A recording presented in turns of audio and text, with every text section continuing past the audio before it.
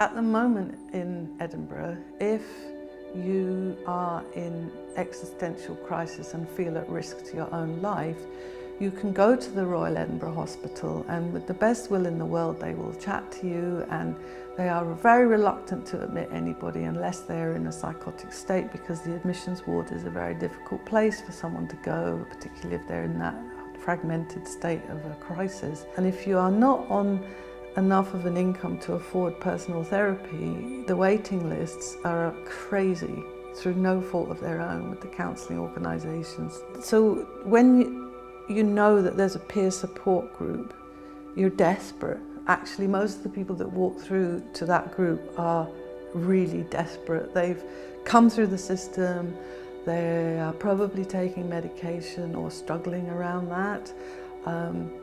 They may be in a therapeutic relationship already with a therapist.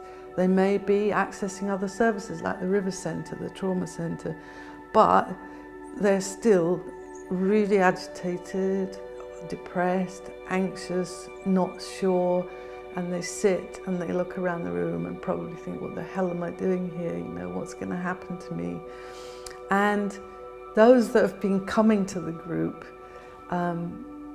have such an amazing heart for remembering what that's like.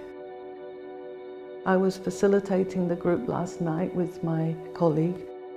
One new person had walked in, and always, of course, when you walk in, if you're in a state of mental ill health, you're in a very vulnerable, exposed position. You don't have a strong sense of self, so feelings like insecurity and anxiety are strong.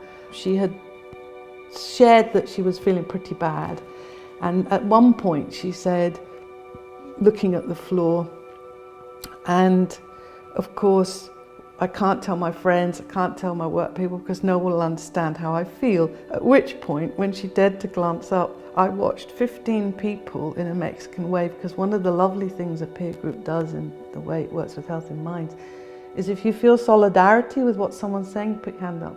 And this whole Mexican wave of a mirror coming back to her, of people who did know what it was all about. They've all been there, they know that isolation. When you're suffering or in your own vulnerability, you really need to feel, when you share that with another person, that the eyes looking back at you have the heart and understanding to be able to say, yeah,